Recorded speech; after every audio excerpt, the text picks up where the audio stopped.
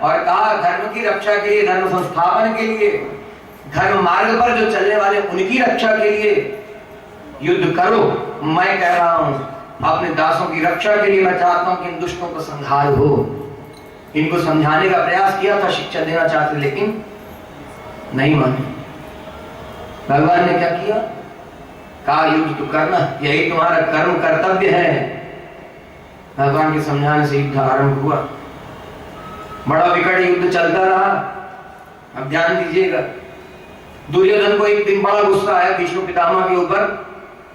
युद्ध होने ही फटकार लगाई, कहा पितामह आप हमारे सेनापति हैं, लगता है उनकी तरफ से युद्ध कर रहे हैं। कहा क्यों? कहा इतने दिन बीत गए युद्ध करते करते,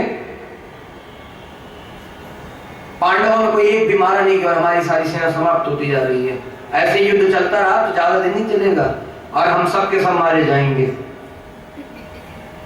बहुत कुछ उल्टा सीधा कहा भीष्म पितामह को। भीष्म पितामह ने 5 बाण निकाले और रख दिए। प्रतिज्ञा कर ली, कल पांडवों को संसार से उठा दूंगा, कल पांडव समाप्त हो जाएंगे।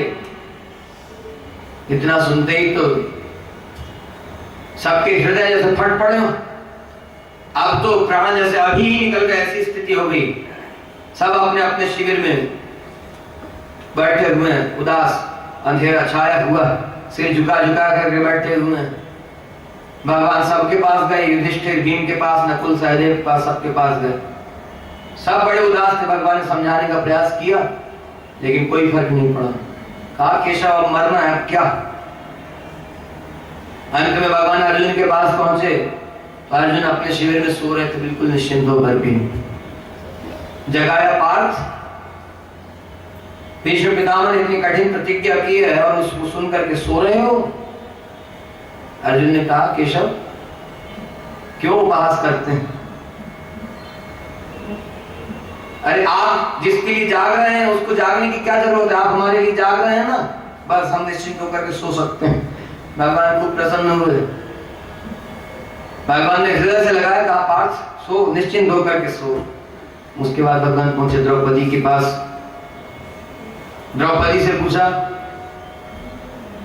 मन में कष्ट हो रहा है, चिंता हो रही है? सब दुखी थे।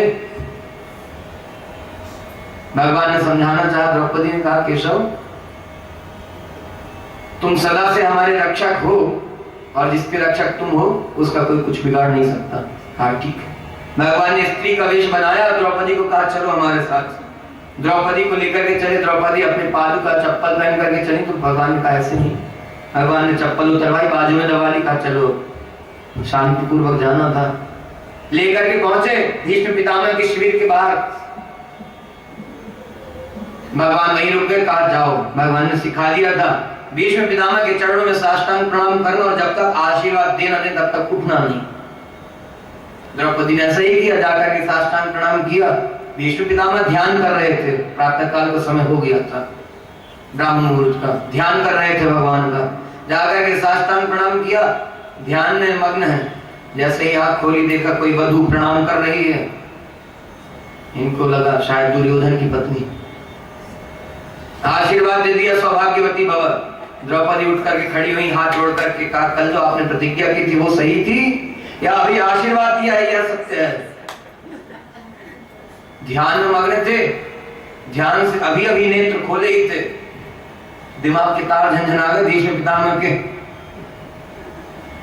कहा तुम यहाँ आई कैसे? कौन? द्रौपदी कैसे आई यहाँ? कौरवों के शिविर में पांडवों की पत्नी कैसे आई? बड़ा आश्चर्य होगा। फिर ध्यान किया,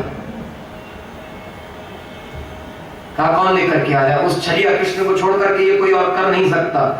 बाहर पहुंचे भीष्म पितामह। भगवान बाजू में, द्वार के बाजू में खड़े हुए थे। भगवान के चरणों में लौट कर भीष्म पितामह का केशव जिसकी रक्षक आप हैं उसका मैं क्या कर सकता हूं? और द्रौपदी से बोले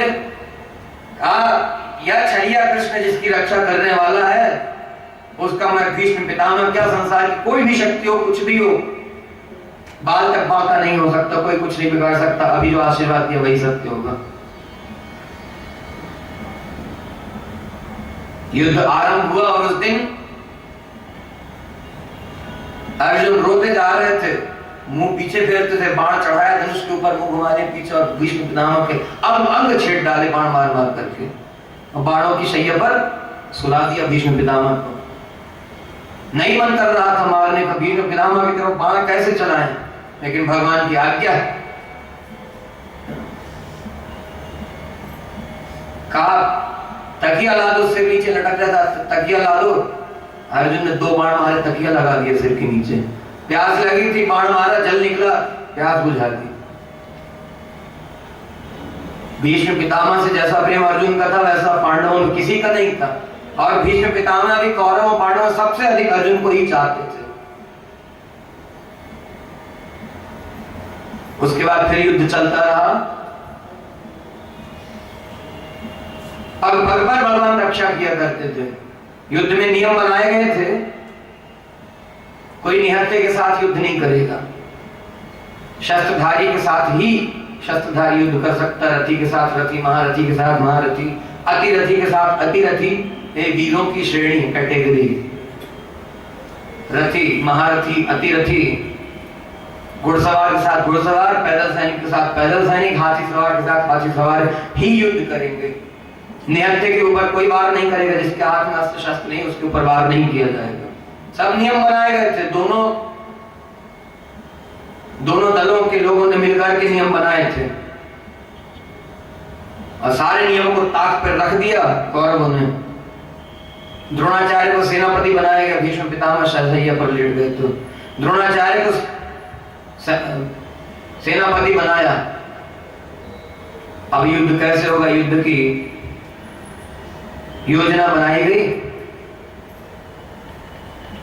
सारे वीर चक्रव्यूह के अंदर थे, और अर्जुन को ले गए थे। 2 वीरों को, कौरव सेना के 2 लोगों को नियुक्त कर रखा था कि अर्जुन को उलझा करके रखना, युद्ध में दूर तक ले जाना।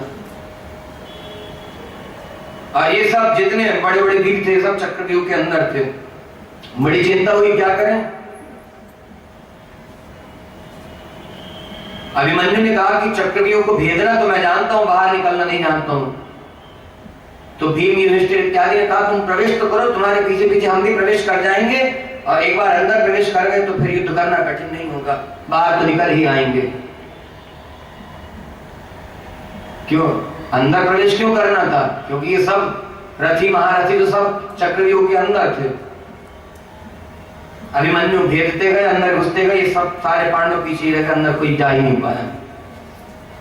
अभिमन्यु अंदर पहुंचे, लड़ते लड़ते लड़ते सबको मजा चखाया, सबके पसीने छुड़ा दिए बड़े बड़े वीरों के। अंत में इन्होंने छल कर दिया, सब मिलकर के एक साथ लड़ने लगे। अभिमन्यु के धनुष बाण सब भंग हो गए, रथ टूट गया, सब निहत्थे हो गया, अस्त्र शस्त्र कोई बचा नहीं, सब अपने अपने तलवार ले लेकर के रथों से उतरे, और 7 महारथियों ने मिलकर के 16 वर्ष के राजकुमार छोटे से बालक को मार डाला। सारे नियम बनाए थे सबने मिलकर के, लेकिन सारे नियमों को ताक पर रख करके युद्ध किया। फिर लौट कर के आए भगवान शाम को अर्जुन को लेकर के। यहाँ पांडवों के शिविर में मातम छाया हुआ था। क्यों? अभिमन्यु जैसा वीर दूसरा था नहीं संसार में, इतना 16 वर्ष का छोटा सा राजकुमार, इसके जैसा कोई वीर नहीं था, वह मारा गया है आज। सारे शिविर में अंधेरा छाया हुआ है, ध्वजाएं झुकी हुई है नीचे को। जहां सभा लगती थी रोज शाम को विचार विमर्श के लिए, वहां पहुंचे अर्जुन। सबसे पूछा, कोई किसी सैनिक पहरेदार ने बताया नहीं। वहां पहुंचे, देखा अभिमन्यु का सिंहासन खाली है। पूछा हमारा पुत्र कहां है? किसने जवाब नहीं दिया, सिंहासन खाली, इसका मतलब मारा गया। उसके शरीर से लिपट लिपट करके खूब रोए और प्रतिज्ञा कर ली, सब जाना कैसे हुआ ये, जयद्रथ के कारण मारा गया, जयद्रथ ने छल किया था, जयद्रथ के कारण मारा गया। प्रतिज्ञा कर ली, कल सूर्यास्त के पहले जयद्रथ का वध नहीं किया तो चिता में प्रवेश कर जाऊंगा। और पहुंचे कहां? भगवान से हट किया, हमें हमारे पुत्र से मिलवाओ। भगवान ने बहुत समझाने की कोशिश की, सारा ज्ञान काम नहीं आया। जो इतना बड़ा गीता का ज्ञान भगवान ने दिया, सब काम नहीं आया। क्या किया?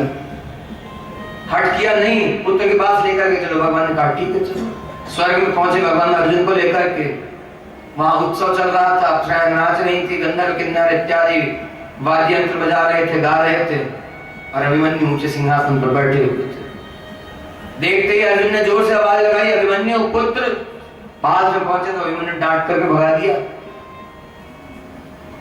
कहा इसके पहले पता नहीं कितनी बार तुम मेरे पुत्र बने, मैं तुम्हारा पिता बना, कितनी बार पुत्र बना, कितनी बार कौन कौन सा संबंध रहा, मैं आया ऐसे पुत्र पुत्र चिल्लाते हुए।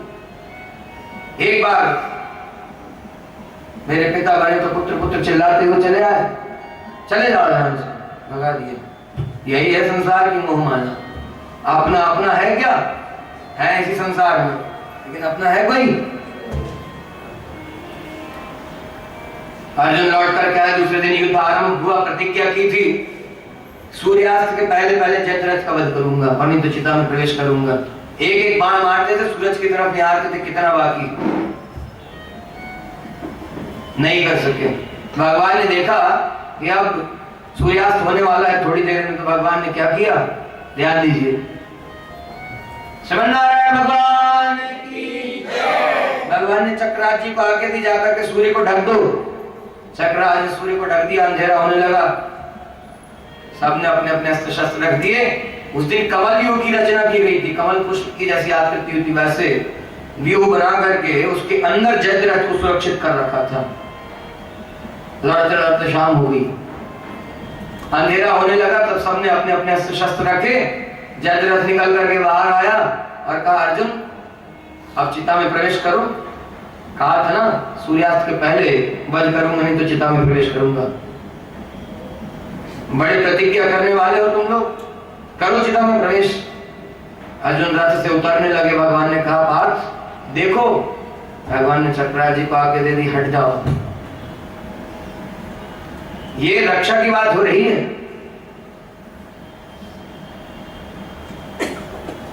भगवान ने चक्राज को आगे दी, हट जाओ। सूर्य के सामने से जैसे ही हटे, चक्राज प्रकाश होने लगा। कहा देखो आकाश में अभी सूर्यास्त नहीं हुआ, बदली छाई हुई, मारो इसको। बाण चढ़ाया, धनुष के ऊपर वध कर दिया। लेकिन इसके पहले की स्थिति क्या है, प्रतिज्ञा तो कर ली कि सूर्यास्त के पहले वध करूंगा। भगवान आए एकांत में अर्जुन के पास। कहा तुम लोगों को प्रतिज्ञा करने का बड़ा शौक है, मालूम कुछ है नहीं, प्रतिज्ञा कर लेते। कहा मालूम है जयद्रथ का वध कैसे होगा। कहा क्यों, पाशुपतास्त्र से ही मरेगा, वरदान है। पाशुपतास्त्र अर्जुन के पास नहीं था, ब्रह्मास्त्र था लेकिन पाशुपतास्त्र नहीं।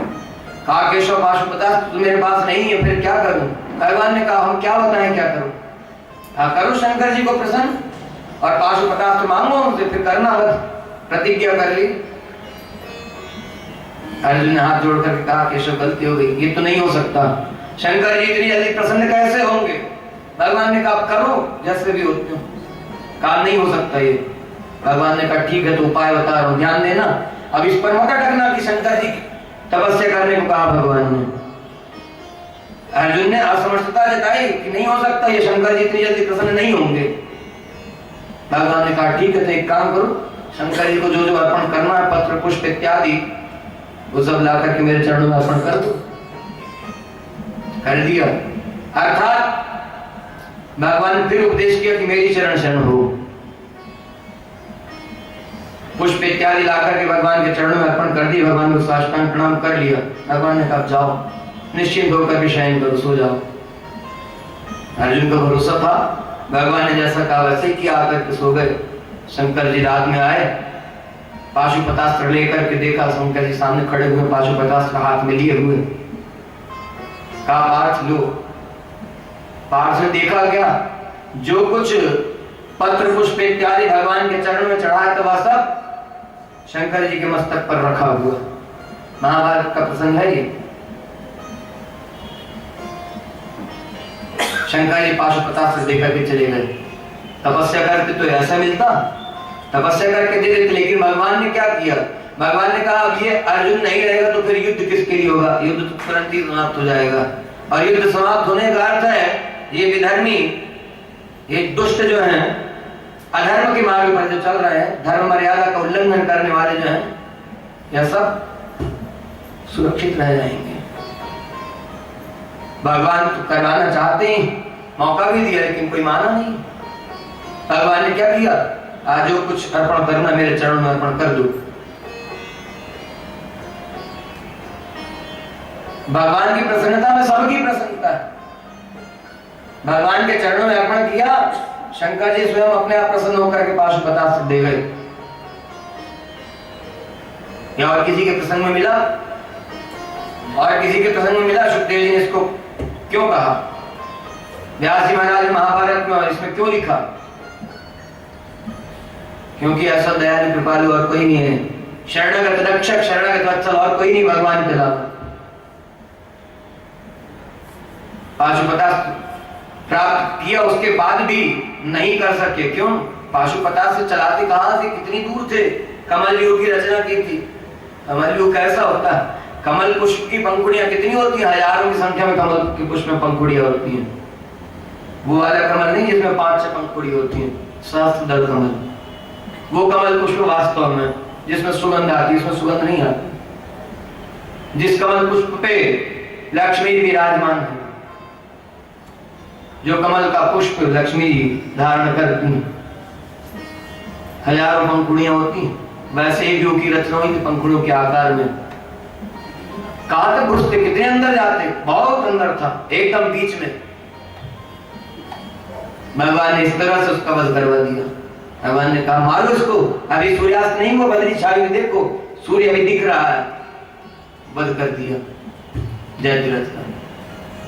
ऐसे भगवान शरणागत रक्षक हैं, भगवान ऐसे दयालु कृपालु हैं। जीव की रक्षा किस तरह से करनी है भगवान को मालूम है। वही भगवान ने बताया कि मेरी चरण शरण होकर के रहो, जैसा मैंने कहा वैसा आचरण करो। भगवान ने जैसा बताया वैसा युद्ध किया, जब जो भगवान ने कहा वो किया, तब जाकर के कौरवों के ऊपर विजय प्राप्त हुई, तब राज्य शासन मिला महाराज युधिष्ठिर को। और नहीं तो वन में तो भटक ही रहे थे कि संसार किसी वन से कम है, वन ही है। संसार वन कहा है इसको, संसार वन, संसार सागर, संसार समुद्र। कौन सा समुद्र, संसार दुख का समुद्र है। सुखदेव जी कह रहे परीक्षित, भगवान ने महाभारत का युद्ध कराया, कौरवों का नाश कर दिया, विधर्मियों का नाश कर दिया, पृथ्वी का बहुत सारा भार उतार दिया। बचे कितने थे महाभारत के युद्ध में, 18 चौड़ी सेना में केवल पांडव बचे, अश्वत्थामा बचे, कृपाचार्य, बाकी सब के सब मारे गए, जितने लोग इकट्ठे हुए थे। भगवान ने पृथ्वी का भार उतार दिया, इतना सारा। श्री सुखदेव जी वर्णन कर रहे हैं आगे परीक्षित, भगवान ऐसे दयालु कृपालु, जगत कल्याण के अवतार लिए हुए लीला करते रहते हैं। एक राजा नृग का प्रसंग सुनाया। यदुवंशी बड़े शक्तिशाली थे, बड़े वीर थे, अपनी वीरता का, अपने वैभव का अभिमान था। अभिमान कैसे गरीभूत होता है, अभिमान करके क्या प्राप्त होता है, वह सब यहाँ जानने को मिलता है। सुखदेव जी कह रहे परीक्षित, एक बार सारे यदुवंशी वीर घूमने के लिए पहुंचे प्रभास क्षेत्र में। देखा एक बड़े से गड्ढे में बड़ा विशाल जीव पड़ा हुआ, अपनी शक्ति का बड़ा अभिमान था। यह अभिमान की बात यहाँ क्यों, शिक्षा लेनी, और ये अभिमान की बात अभी आगे और जुड़ेगी। अभिमान था अपनी शक्ति का, उसको पकड़ करके बाहर निकालना चाहा, हिला तक नहीं सके। और तो और 1 2 4 नहीं, जितने थे हजारों की संख्या में, सबने पकड़ के प्रयास कर लिया निकालने का, हिला नहीं पाए। अभिमान ऐसा ही भारी, अभिमान सबसे भारी है घमंड, और सबसे बड़ी दुर्गति कराने वाला अभिमान ही है। लौटकर क्या है भगवान के पास, बड़ा आश्चर्य हुआ। क्यों, ऐसा विशाल जीव आज तक देखा नहीं। भगवान को आकर के बताया, कहा प्रभु ऐसा जीव देखा, ऐसा विशाल जीव देखा, जिसको हम 1 2 तो छोड़िए, हजार सब के सब मिल करके हिला तक नहीं पाए। भगवान ने भी आश्चर्य व्यक्त किया, ऐसा बड़ा विशाल जीव कौन है, चलिए देखें। जगत कल्याण के, लोक कल्याण के लिए अवतार लिया ना भगवान ने। तो पहुंचे वहां, भगवान ने देखा, हाथ से स्पर्श किया, वो शरीर छूट गया, सुंदर रूप धारण करके भगवान के सामने प्रकट हुआ। भगवान ने पूछा, सारी यदुवंशी साथ में थे शिक्षा के लिए, भगवान तो जानते हैं। भगवान ने पूछा ये कौन है आप, और ये ऐसी स्थिति क्यों हुई, कहा प्रभु आप तो सब जानते हैं, फिर भी पूछ रहे हैं तो बताता हूं। बताया, क्या कहा भगवान से? कहा दानियों में सर्वश्रेष्ठ दानी की जो पंक्ति उनमें सबसे ऊपर मेरा नाम आता।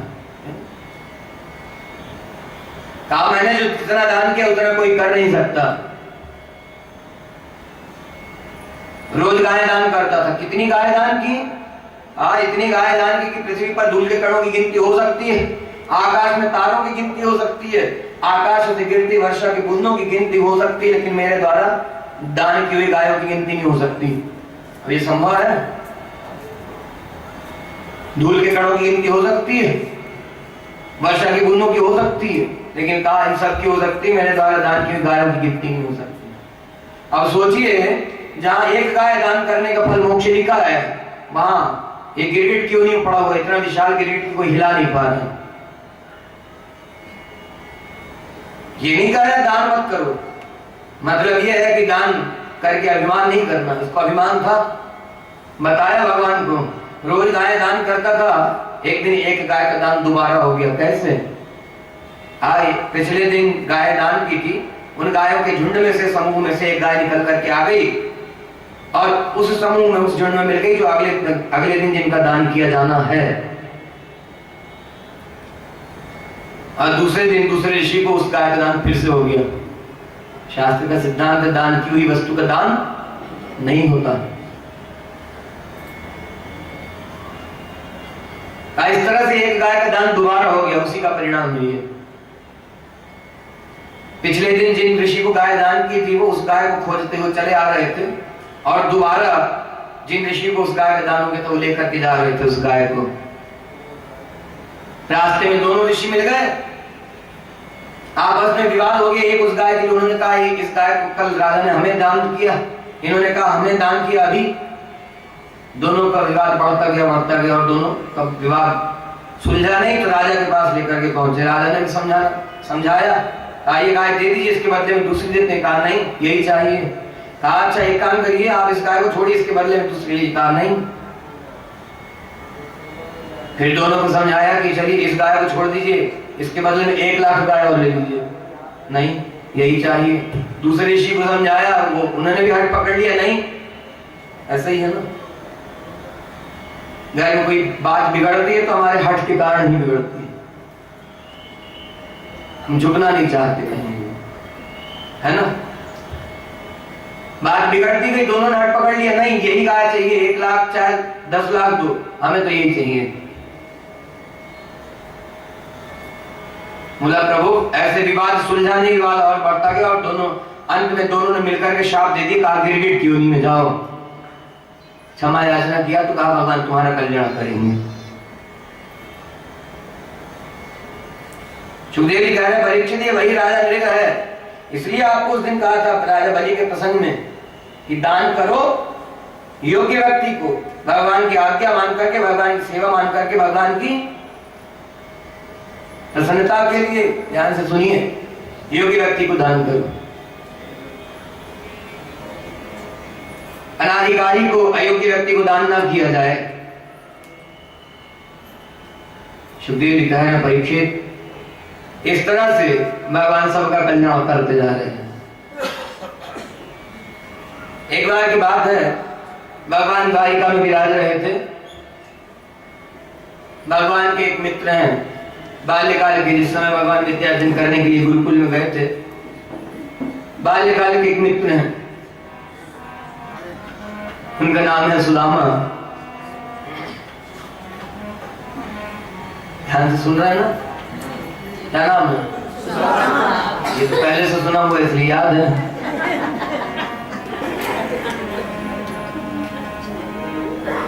बड़ी गरीबी स्थिति, भगवान की कृपा किसके किसके ऊपर कैसी कैसी हो रही, बात सब बता रहे हैं। इस बीच में भगवान ने बड़े बड़ों का उद्धार कर दिया, शालंदेश को मार दिया, दंतवक्त को मार दिया, पौंड्रक का सुन ही चुके हैं।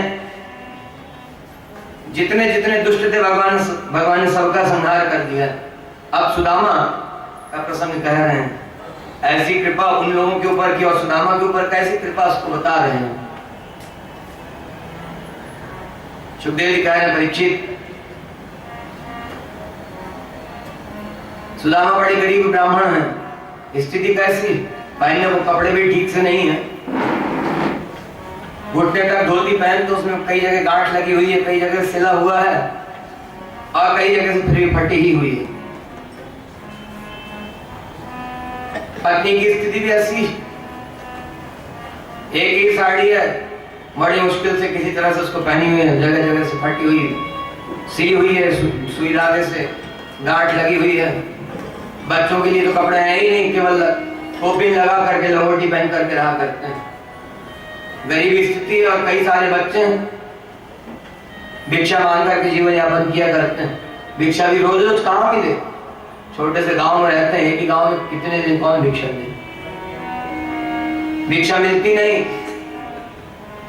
कभी एक समय का भोजन है, दूसरे समय का नहीं है, कभी एक समय मिल गया तो 3 समय तक का नहीं है, रात का नहीं, अगले दिन दोपहर का नहीं, अगले दिन शाम का भी नहीं।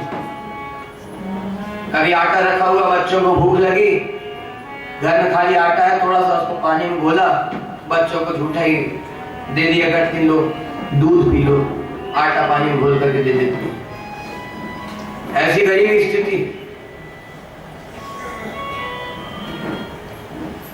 सुखदेव जी कह रहे हैं, परीक्षित एक बार इनकी पत्नी सुदामा जी की पत्नी सुशीला ने कहा, स्वामी हमने सुना है आपके मित्र हैं द्वारिकाधीश श्री कृष्ण। हाँ हाँ सुशीला, मित्र तो हम साथ में पढ़ा करते थे गुरुकुल में, उसके बाद से कभी भेंट नहीं हुई, मिलना नहीं हुआ। कहा सुना है वो बड़े दयालु कृपालु हैं, सबके संकट हरा करते हैं, सबके दुख दूर किया करते हैं, एक बार आप भी जाकर के दर्शन तो कराइए।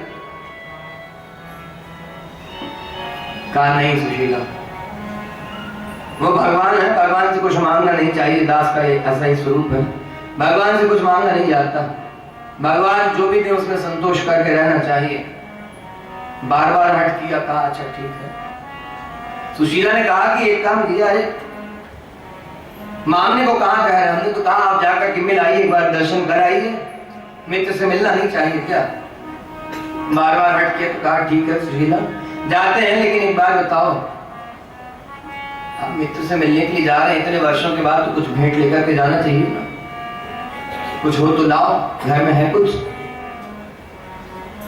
सुशीला जी तो चाहती ही थी कि जाएं, किसी भी तरह जाएं, तो ऐसा ही होना चाहिए। घर में जो भगवान का भक्त नहीं है, जो भगवान की सेवा नहीं करता, उसको समझाने का प्रयास करना चाहिए। पहले दिन कहा था आपको, संताली मुनि कुमारों ने कथा सुनाना आरंभ किया तो बड़े बड़े ऋषि मुनि महर्षिगण पधारे सुनने के लिए, जो नहीं आ रहे थे उनको भी समझा करके अंगिरा ऋषि लेते आए सबको। अर्थात लाभ सबको मिलना चाहिए। सत्संग करने में रुचि नहीं है, घर में जिन लोगों की रुचि नहीं है सत्संग, उनको समझाइए, भगवान की सेवा करना सिखाइए। घर में सबको अवसर प्रदान कीजिए सत्संग करने का, कथा श्रवण करने का, कुछ ज्ञान की बात सीखने का मौका प्रदान कीजिए। इस बात का ध्यान रखा जाना चाहिए।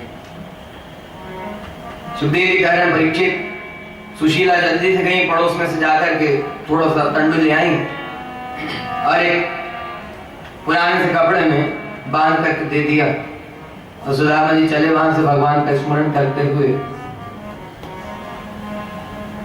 भगवान का ध्यान करते हुए चले जा रहे थे। बहुत दूर चलते चलते पहुंचे समुद्र के तट पर। विचार कर रहे थे, सायंकाल हो रहा है, कैसे पार करेंगे इसको। देखा दूर से एक नाविक चला आ रहा है नाव लेकर के, और बड़ा मधुर मधुर गीत गा रहा है। पास में आया, उसने आवाज लगाई, भैया किधर जाना है? कहा उस पार जाना चाहते हैं। कहा ठीक है रुको, आ रहे हैं, हम भी उधर ही जाएंगे। पास में आए, वो नाविक पास में आया तो सुदामा जी ने देखा, ये